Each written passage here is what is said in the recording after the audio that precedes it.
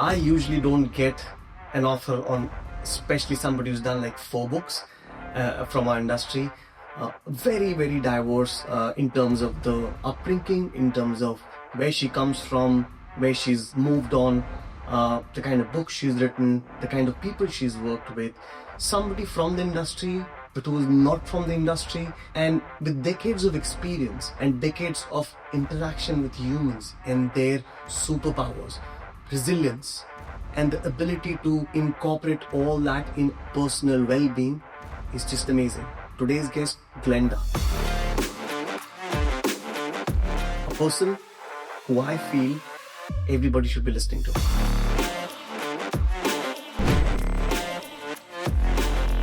Best-selling author. How many books do you have to your name now? 1, 2, 3, 4 books. I'm sure this last one was a nightmare for you with 19 authors, and you had to edit the entire book to make it look the way it looks. And I'm honestly surprised with how this has come out. I felt initially when you were writing chapters that we've not had calls with each other, but I know there was a purpose behind it. You're trying to make sure that we don't talk the same language, while the overarching goal was to make sure talk about the industry, talk about well-being, talk about, and I think we've been guilty of talking about reps. And when I say reps, it's not IC reps. I mean the repetitions in the gym, that we've forgotten the purpose of the industry. Going back years and years, decades, what the industry stood for. For somebody who's seen this industry very closely, comes from a different industry, has a multicultural background, French husband, you said? Yes.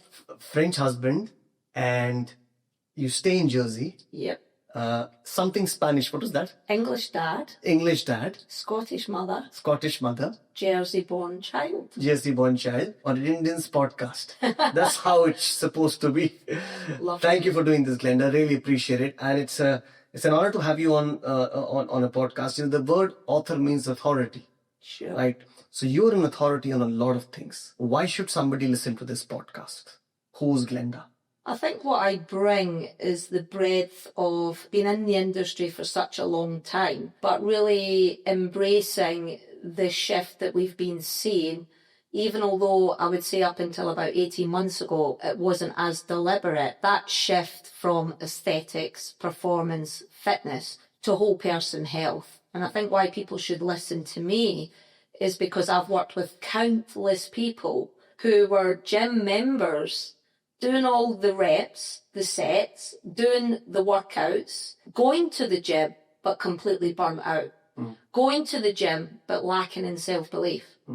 Going to the gym, but lacking confidence. And going to the gym and actually not enjoying it. And I think that what was quite interesting is that I was probably profiting in my personal coaching and practitioner business with both individuals and corporates from the very industry that often say that we are responsible for having a direct impact on people's health and well-being. And that started to get me super curious as to why so many people were going to the gym but not meeting their goals. And I thought that was fascinating. So they should really listen to me because I've been there, I've wore the t-shirt, I'm an operator myself. I also, for people who don't know, I have an education as a vice principal of a college and university. And what I always say to people is I give people the 2 greatest gifts that you could ever give them, which is their education and their health. And when we put that together in our facilities, it can be truly the game changer for our members. Glenda, let's go back to your childhood. Where were you born? What did you do? What did you study? Sure. How did you get yourself into this industry, into this fucking mess we are in? It's such an interesting, looking at my early childhood, I wasn't the most confident person. I really didn't have a huge amount of self-belief. Really? No, I had tough parents. I used to always strive for more rather. And what was quite interesting is I gained my self-belief and my self-worth through sport. So I got super interested in sport from a young age. And, for me, it's critically important that children get that experience. And by the love of sport, I thought, well, this could be a good career, but I was actually pretty clever.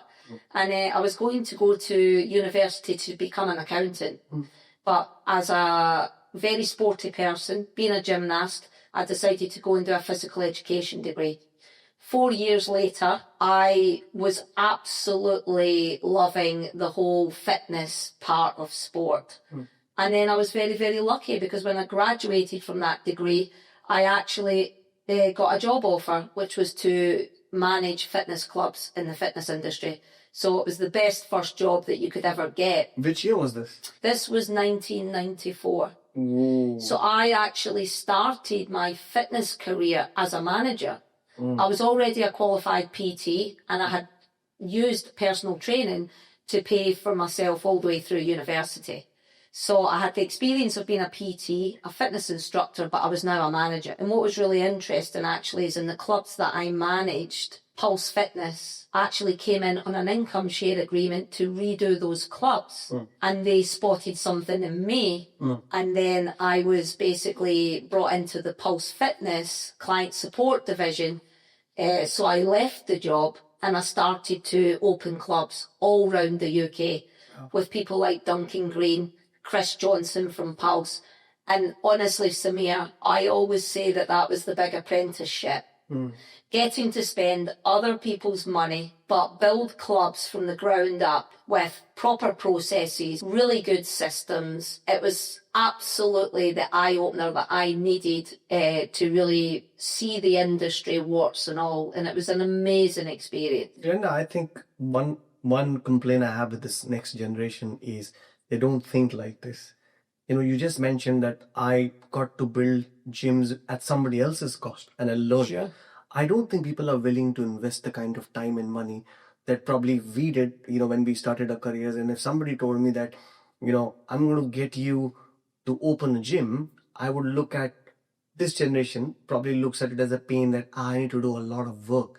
But they don't understand what they're learning is at somebody else's expense. Sure. Because you can make your mistakes in larger organizations. There are, you know, it's like the, you know, there's a thing in bowling where they put these, in the gutters, they put those barriers, the ball can't go in the gutter. And that's the barrier you get when you're not an entrepreneur, when you're working with somebody else, you get to learn a lot of stuff. You've done this in the past, and I know that you're very grateful for those opportunities you got. And I also know you at some point of time got burnt out because you're spending a lot of time on, you know, you always set yourself higher goals. Absolutely. So what's the kind of person Glenda is that makes her stretch herself? As we spoke today, you've flown in you woke up at 4:15 in the morning today. You flew in from Jersey to London. You have a client call at 5 p.m. So you have to leave this place by 3:15 and go back and take a client call and then take a flight back. What makes you tick? Well, you know, something that I have been super blessed with that is actually a genetic trait, which is perseverance. And actually, they say, you know, if you look at the literature on resilience, and you know I'm a doctor in resilience, that personality trait is the trait that sets you up to be a resilient person. So you can take the knocks as lessons and you can take the knocks as learnings and actually use that as fuel for the future. So perseverance has been in my DNA. And I think it's really important for everybody that listens to this to appreciate that your lived experience around your peers, your friends, and the upbringing that you have does also shape your genetics. So I was brought up in a family that was all about hard work. And, you know, I'm not saying that always works because you can sometimes work that hard that, you know, you're chasing when happiness is here if you let it in right now. So you have to watch that because, you know, it's all about flourishing. And sometimes people like me who have got, you know, that heavy work ethic, huge amounts of perseverance, are actually more at risk of burning out. So you have to be really self-aware about that.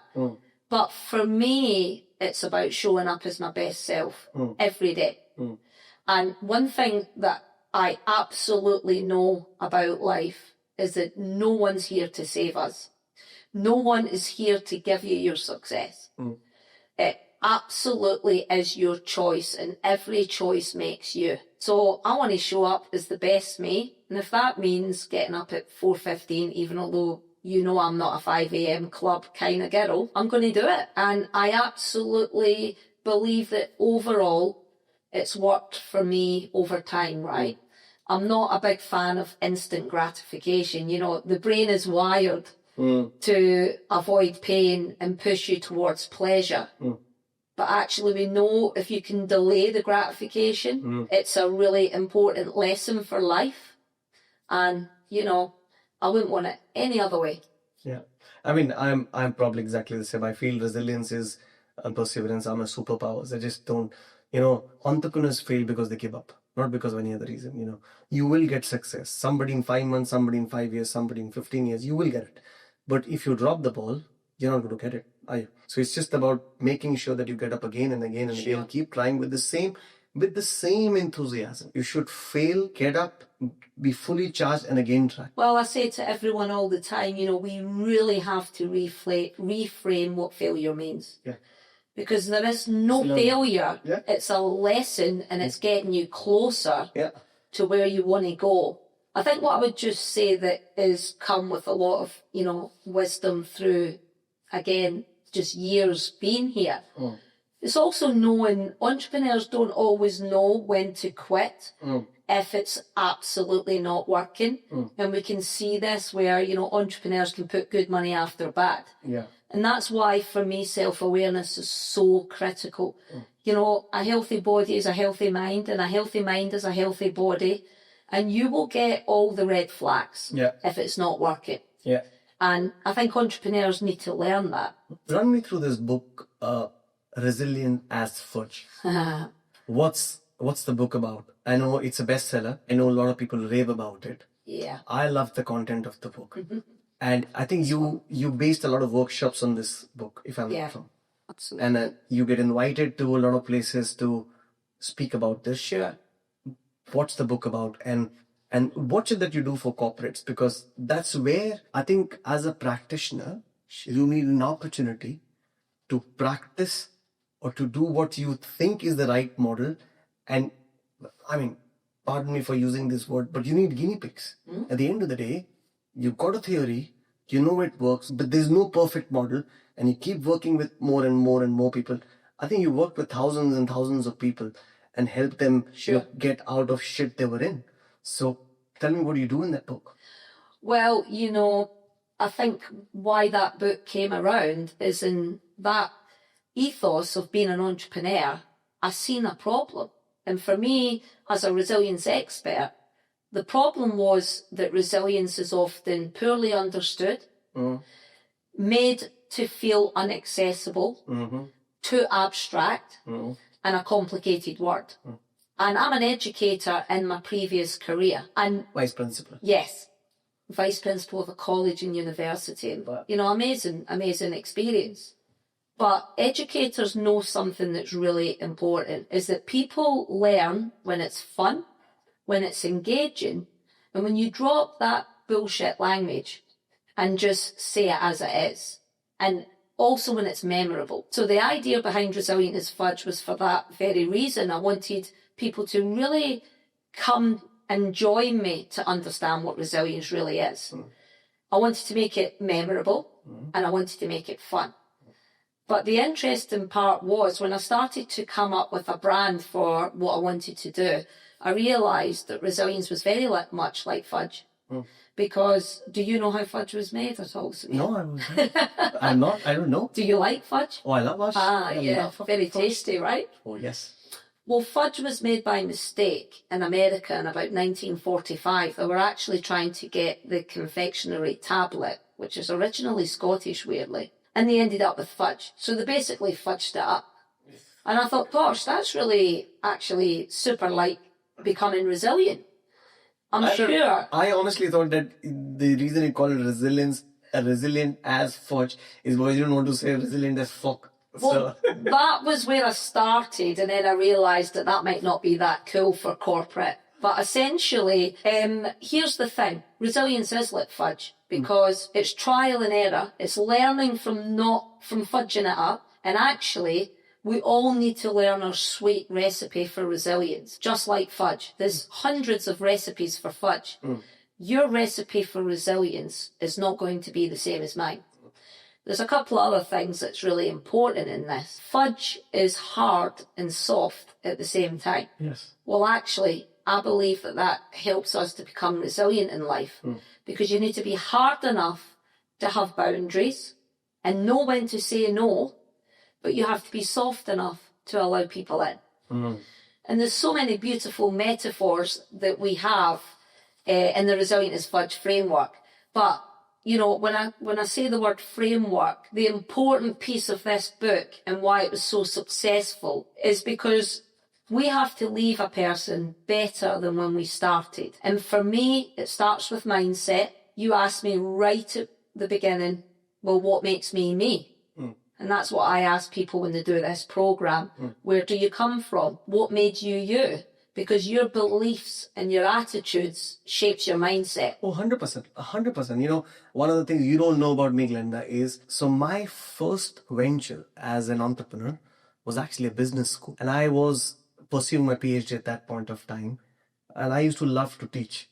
And that's how I, took this up. And I used to be the recruitment head of Standard Chartered Bank back in the day and Bank of America. And I realized there was a gap between what the industry wants and what colleges were producing. So I worked on my first venture, which was a business school. I was not even 30 then when I started. And I became the dean of the college. And I started, and exactly what you said, it's how your childhood was, is those beliefs that you have, is where you come from, that you are shaped as a person. Sure. So my only job, people who've went from that college, from the college that I started, they're working with companies like Google, Sure. Amazon, LinkedIn, Facebook, HP, Apple, no exaggeration. And all of them, none of them were the smartest kids on the block. They didn't go to the top business school. I was not a top business school. But what I tried to work was to amplify their strengths and tell them what they were as people. Most corporate world is not rocket science. Yeah. Only rocket science is rocket science, right? It's pretty straightforward work that we do. If you have resilience, if you've got basic skills, you're going to do extremely well. You just have the wrong belief systems. Well, this is what's amazing. You know that old saying, you cannot teach an old dog new tricks. Correct. It's not true. It's a myth. Fair. Because our brains can be rewired throughout our life. So what is so super exciting for individuals that I work with or corporates is that we can rewire the person's brain to lose limiting beliefs and hold on to ones that serve them. And we can reframe for a positive mental attitude moving forward. So we start with mindset. And then we move on to skill set. And I love that piece of the journey with RAF, Resilient as Fudge, because this is one of the hardest questions. And I even ask CEOs this question. Are you a good role model to yourself? Can you lead yourself? It's a fucking answer that you don't want to listen to. Most CEOs, see, I think, Glenda, you raised something very, very interesting here. You see, as entrepreneurs, and you and I both know, all of us are winging it. We know some stuff, right? When we start, we don't know how it's going to end. Sure. Right? I'm sure you did not expect this book would turn out the way it is. On the way, there were authors who said, we will be a part of this, who then said, I don't think I am. You realize that a lot of people can't write as well. They're very good with what they do, sure, but they're not comfortable in writing. And then you have to play around with constraints and change things. And I've seen you do this. I don't think if other authors have done this, you and I have spoken so many times about the book, but you had so many moving parts. 19 people talking about something, trying to make this in a way where it looks like one piece of work structured. And what you've created here is magic, right? That's because you're an entrepreneur at heart. You're also winging it, right? So when you ask, if I asked you how this book would be or what this book would be like 5 months back when we started, I don't think you would have given me the answer. But the question is, as a CEO of a company, how much of vague ideas can you play with and get them structured into vision that the organization believes it because you know that you don't know. Absolutely. You don't know what you don't know. But what's fascinating that I think you expressed beautifully, if you work on mindset as the foundation, once we know people have beliefs and attitudes that are going to help to serve them, it's then the leader that is responsible to galvanize people that they can then self-manage themselves and lead themselves. Now that is not easy. But it's a skill set that we teach in Resilient as Fudge because you have to be the best manager of you. And as I've said to you before, most people either don't like being asked the question or don't actually like doing it. And what was quite interesting is you said, well, what made me do what I did today? Because who's going to come and do it for me? I've got to be role modelling how I think, how I feel, and how I behave. And if I role model the person that I want to be, you become that person. Yeah. And then the final piece is when we start building out the tools of resilience.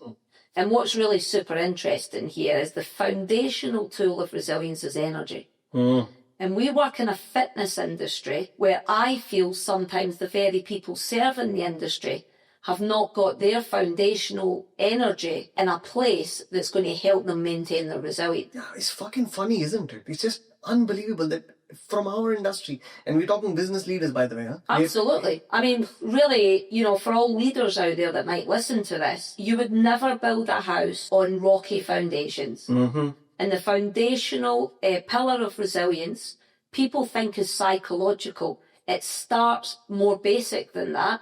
It starts with what you put in, you get out. So energy is critical. How do you sleep? How do you eat? How do you move? And do you tell people no or yes when it's appropriate? And CEOs need to be really ruthless at managing healthy boundaries, which is a part of energy. And, it's quite interesting because if you look at instructors, personal trainers and leaders, are they coming to the job with refreshed energy or are they already depleted before they start their day? So it's an absolute joy to work on that framework. And that's essentially what I do. I build mindset, I build skill set, and I build that tool set out, the 6 tools that we focus down on to help people really skyrocket their resilience. And I mean, I've worked in all sectors, and the pillar of resilience that needs the most work, which you might be surprised about. Energy is one, but the one that is shocking is that there's a lack of self-belief in most people. Once you build that person's self-belief, everything else comes. And I find that really interesting for people out there that manage personal trainers, because we're asking personal trainers to be entrepreneurs in our industry now. They're not so much employed anymore. And you and I know that probably only 1 in 10 people have the natural skill set for entrepreneurship, but we expect personal trainers to thrive, sometimes without giving them that focus on their mindset, their skill set and their tool set. They're already depleted of resilience because they've had that many knockbacks, or people not turning up, or people not answering their calls. And then we try to fix that with more processes, more systems, when actually they're drained of resilience. Yeah, and funny you say this. On the drive from Manchester, Beth and I was speaking about exactly the same thing. I said, my challenge is when I see young people, the one thing they lack the most is not talent. It's fucking self-belief. Sure. They just don't have, like you said, people are just out there to say, you're not doing good. This is bad. This is bad. This is bad. People don't understand. All you need to have is, and like I said, it's nothing complicated. You're not going to be a brain surgeon, right? You are going to be a personal trainer. You know what's required to be there. All you need to have is self-belief. Most jobs in the world today are not very complicated. We just make it out to be very complicated. I always tell this about nutrition. People think nutrition is some rocket science. It's not. It's pretty straightforward for most people. Unless you're a high-performing athlete, your nutrition can be managed straightforward. The problem is not getting a nutritional plan. The problem is to fucking follow what's being given to you. Well, Samir, you said something maybe 5 minutes ago when you mentioned about your HR background. Yeah. And you talked about strength, and I really honed in when you said that word, because not just the fitness industry, all corporates that I work with, that is something that I really double down on, is are we trying to completely build the person's weaknesses that is not their natural working genius, it's not their modus operandi, or are we trying to leverage what they're damn good at? And if we want to build self-belief, we need to double down on strengths, not so much weaknesses. But how do you create in a large organization? So Glenda, let's try and break this down into a couple of parts. So say I'm an organization, I'm the HR head of an organization. We're struggling with culture. We hire young guys in our system. Most of them are talented. They have a very strong, robust recruitment process. So we're hiring people. They know their stuff. But when they come in the organization, I don't think they're doing very well. And then I read this book and I come to you. I call you up and I say, Glenda, can you help me with this? Can you do a workshop for me? Can we engage with you for the next 1 year? And you set the culture for us. What's that you do when you get a call like that? I mean, that's so interesting. It's very complex. Every organisation is unique. But again, you said a word that's critical. We would normally observe culture. Because I know not everyone agrees and people don't all like Peter Drucker's statement, culture eats strategy for breakfast. I agree with that. I agree with that as well. 1,000,000%. So what we always do is we start with the leadership. If the leaders don't want to be in the room with the receptionist and all engaged in the same experience, that already gives us a red flag. That's a fucking crimson flag. Because we're in the trenches together, aren't we? Yeah. And it's going back to the resilient skill set. Are you role modelling to you, but also role modelling to others? So we start with leadership, and that is really important, because if you don't have buy-in from the top, you will not have that trickle through the entire organisation. Yes, it's never going to happen. And the word culture comes from biology, right? You take a spoon of yogurt, and put it in milk, and next day morning, the entire thing is yogurt. Absolutely. That one spoon is culture. Sure. And that's the leader. That's the job of a CEO. I have seen this firsthand. So I used to work with an organization. I don't want to name that organization.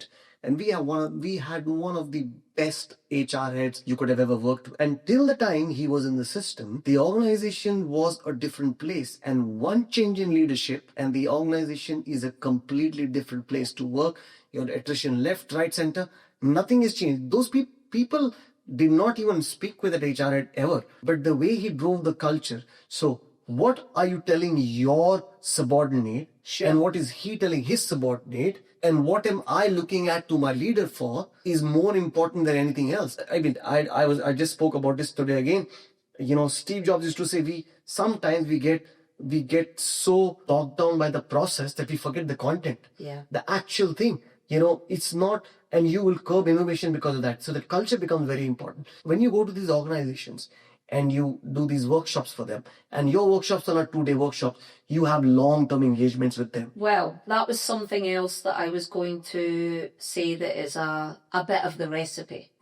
Because workshops are going to help with awareness, but they're not going to drive long-term change. So I have to go in the spirit of that resilient mindset where we talk about raise awareness, set intention, be bravely honest, and take total responsibility. We have to be bravely honest with that organisation. And that comes absolutely first. So we have to raise the organisation's awareness of where they're at. And that's really, really important. But where we get the magic formula is when we embed workshops with mentoring and coaching, where employees get to experience their journey, not just in a group, but they get that experience of one-to-one mentoring and coaching.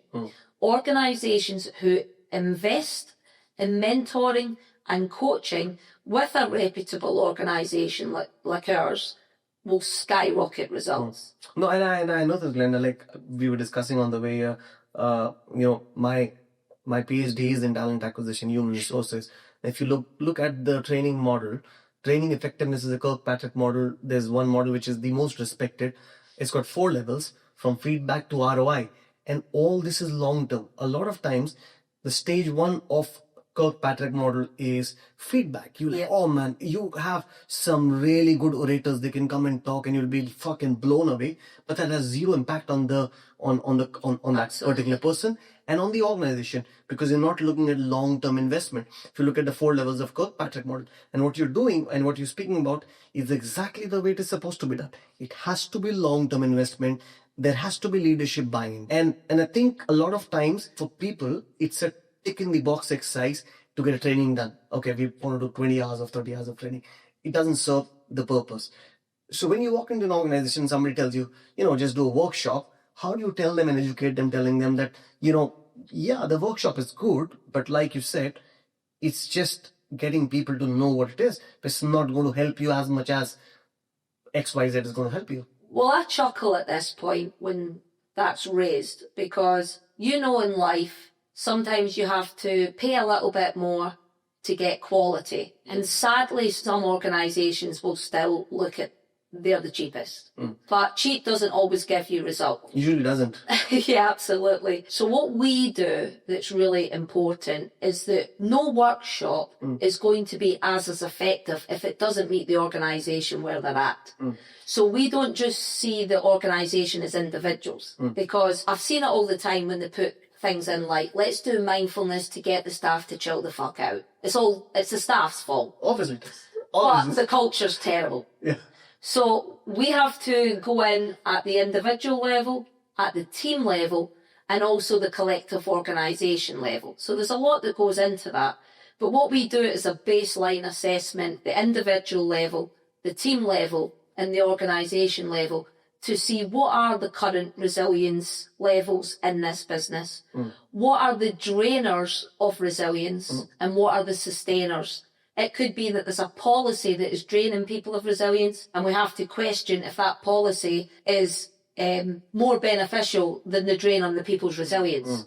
Is it a practice that's been done but brings no value, that's draining people of their resilience? But we also look at the positives, what sustains people in this business. And what we do is we aim to up the sustainers and lower the drainers. So we will give that organisation their baseline results of where that organisation is at. Then we do the hard piece, which is we've got to prep and design to meet the organisation where they're at. So for us, most people, it might have similarities, but every person's formula is bespoke to that organisation. And I think that's really important, because there's too many wellbeing companies out there that don't monitor the return on the investment. But I like to also talk to the CEO about more than ROI. What is the VOI here? The value on the investment. Because there is an intangible benefit by Samir investing in these people that goes way beyond what you see in that initial productivity or absence or presenteeism line. There's also, hold on a minute, I feel super valued that Samir is investing in me. So, that's where we start, and then we track it. And if it's not working, why are you doing the same thing, expecting a different result? Einstein saying that's exciting. So we have to be super agile. It doesn't always go to plan. Glenda, if you could cite any of your case studies, right, without naming organizations, if you can't. Absolutely. No, we can. So where do you think you've created you feel you're proud of that work that you've done, like really top of the mind? We're actually working with a client now who is a property management firm in London. We started to work with that firm when they were at 30 staff. They're now over 100. Nice. We're now into our 3rd year on a retained contract where they have embedded our wellbeing support, our signature resilience programs, our coaching and our mentoring. And they also have now, we built out a signature management and leadership program called The Conscious Leader. Now, why I'm so proud of that is, people like new, people like different. So for an organisation to have renewed to work with us for a 3rd year, there's nothing more satisfying. So why do you think they've continued for 3 years now, grown from 30 to 100? Why do you think they didn't did they feel that they need to have you like forever? Is there something that they want to achieve? What's their end goal? Well, this is going to sound super basic, but I think that it's also really important. I know that organisation know that we absolutely care. Yes, we're being paid. Yes, there is a transaction. But my team, the We Talk Wellbeing team, we practice what we preach.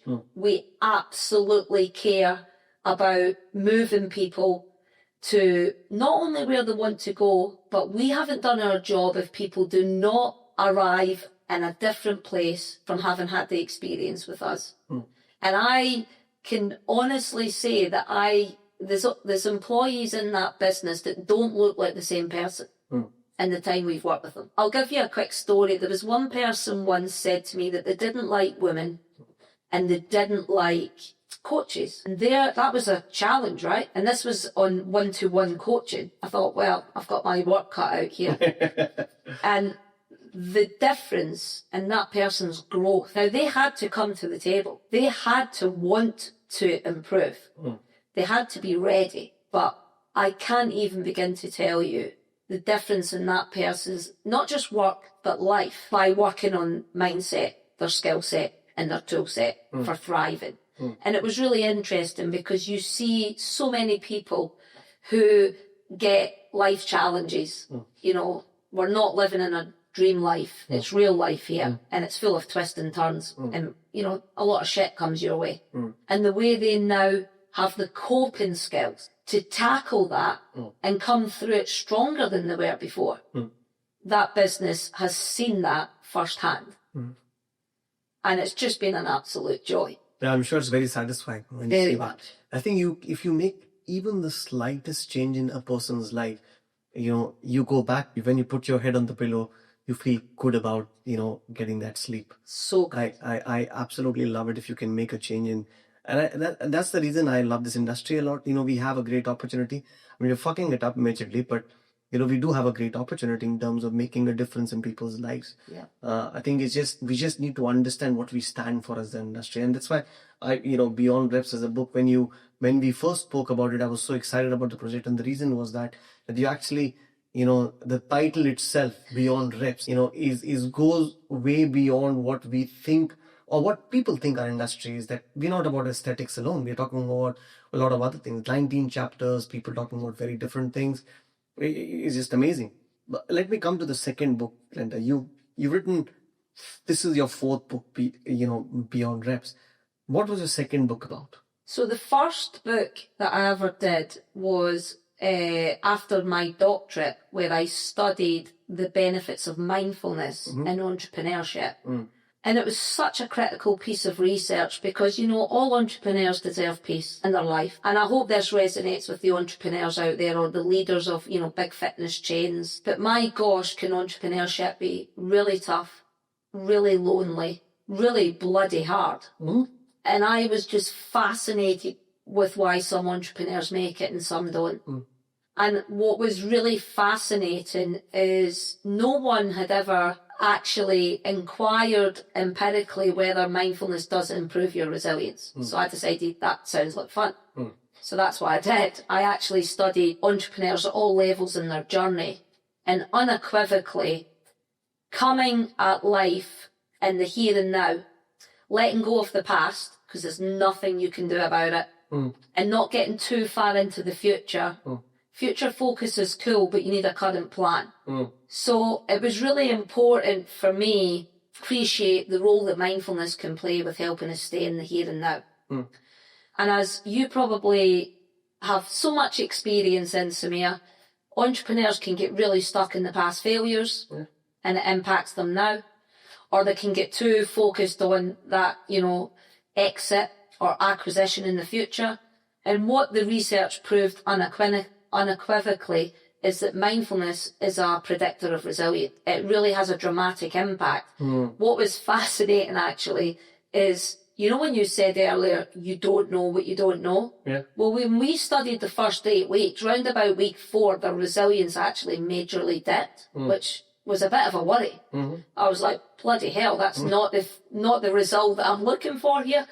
But what it was is people were becoming aware of what they didn't know.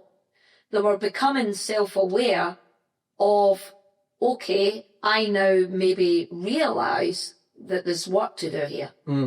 So there was a temporary dip during the programme that we did on mindfulness for improving their resilience. But after week 4, it just skyrocketed. So that book, so that study I decided to put into a book. And the first book was Mindfulness for Wellbeing. And, you know, I'm an educator, right, in my heart. So all the books that I've done are super practical, because that book is actually a whole programme where you can go through the journey of becoming resilient through mindfulness. So that was the first one. And that was just for everybody out there. You know, if we can all bring a bit more living in the present. And then I decided to really focus down on entrepreneurs on the second book, which was The Mindfulness Advantage in Entrepreneurship. You know, how many entrepreneurs out there wish they never sent that flame mail? How many entrepreneurs out there wish that they had maybe just slowed down a bit? How many entrepreneurs out there know that they were holding on to the past and it was basically screwing up their present? I am working with a lot of, I don't have a formal coaching practice, but I'm working with a lot of entrepreneurs, and what you're saying resonates with me really well, you know, because this is the challenge. Most people don't know when to say no, don't understand what the opportunities, what the quantum of work is involved. Yes, it's good to be positive, but you need to understand the landscape, you know, you're working on. So I think that one piece is extremely important, and people miss out on that. So if you've got a framework for that, it's just amazing. Well, the super cool part in all of this is when people feel overwhelmed or stuck, it's because our brains are naturally wired to control everything. Correct. And what's fascinating is if you start to just put in place some what we call resilient thoughts and then some resilient action, you will very quickly lose all your overwhelm, because you're actually doing some baby steps towards the bigger picture. When we're overwhelmed, we usually get stuck with paralysis by analysis. So in the work through these books, it helps people to come out their head and focus down on what can I do right now that helps me move towards where I can thrive. The best question I ask people is, no matter what is going on in your life, how can you thrive despite its presence? That's the most important question. And then you start to put steps in, and the overwhelm goes. You made a very interesting point around people not the dip being after 4 weeks, when people said, "Oh, what's happening?" But you know, one of my biggest learnings, forget everything else in entrepreneurship, has been I have learned to recognize what are my blind spots. Sure. And I know I can't change some of them. So what I do is I get people who can cover those blind spots for me. I am not in the game of saying I can do everything or I will do everything. I'm in the game of finding the right people who are better than me to do things and give them space to operate. Simple. I absolutely love that. One of my favourite ever researchers in resilience, Michael Unger, he says that resilience is as much about your ability to utilise your resources. 100%. You have to be stupid to do that. I remember I was speaking with one of my friends, and he runs Jubilee Hall, Jonathan Giler. I don't know if you know him. And he said, and I told him, he then quoted me in one of his articles. I said, "You do a very good job. You don't realize that. You hire the best people and you keep out of their way." He said, "Samir, you're right. You're right. This is exactly what I do." I said, "Yeah." And people look up to you because you don't come in their way. If you have given somebody the job, like I have a podcast manager, I don't come in her way. Yeah. I do my bit, she does her bit, she takes the decisions. And similarly, I've got a team of people. So they know better than me. I need to recognize that. And once I've done that, I'm using my resources. But what you've built, Samir, that we have to train in others and coach in others, is you've built the confidence and self-belief to sit in your authenticity. And some people are not there yet. And that's why it's an absolute joy to do the work I do. Yeah. Because what I do better than most in the work that we do is get people to be comfortable sitting in their authenticity. Glenda, I remember you were in Saudi recently. So just for people who don't know, you were in Saudi a couple of days back, and then you've flown in, and then again you're back here. 25 hours ago, I think I was in Saudi, yes. So there was a very interesting question that was asked to you on the panel. Yeah. And I don't quite remember the question, but I know the essence of that. Yeah, it's good to talk about well-being and everything. But how do we do this without losing the commercial bit of business? Because at the end of the day, we are in the business of doing business, which means we need to make money. Absolutely. Am I on the right lines, the question? Yeah, that was a big question they asked, and I think it's at the heart of where this industry's heading. Well-being is not fluffy. It gives us commercial advantage. Because I think when we move in towards whole person health, we open up a much bigger audience that might engage with our facilities. And that's got to be exciting. Now, to do that though, we've got to consider our value proposition. Because there is no one out there that I know that won't want to live longer or have a higher quality of life. And if we move into a well-being first philosophy, not just the narrow definition that our industry has favoured, which is aesthetics and performance, we absolutely bring something to the fore that is longer lasting. And I think the customer, if you change the quality of their life and you help them live longer, and we're very vocal about how we do that, they will bring more loyalty to you as a customer. I remember in Romania, there's this, I've invited him to be a guest on the podcast. Espen runs a company, and he spoke about we are not doing the right communication about our industry to people. What we're showing people is the six-pack abs, those big muscles, and which actually scares people. Well, you know what, Samir? If we keep doing this, selling our industry based on quick fixes, like weight loss, now with the massive rise of all the weight management medications, we could risk being redundant. Yeah. Because we can't compete, sadly, on weight loss in terms of how quick those medications can give people the results that they're looking for. Yeah. But if we focus instead on health span, quality of life, and people's life expectancy through whole person health, we make ourselves indispensable. And I think that is a massive opportunity. Most people out there who have not engaged with us in terms of coming to a gym just want to be able to pick up their grandkids, feel like they can lift them above the Christmas tree, as Peter said in the book. They want to be able to just feel like they go to work without feeling exhausted to get home. So I really, through the book, I was pushing this idea that if we move towards KPIs that are around overall well-being, people experience the type of things that they experience every day. Better sleep, less stress, feeling more resilient, feeling that they have more energy. Now we're talking.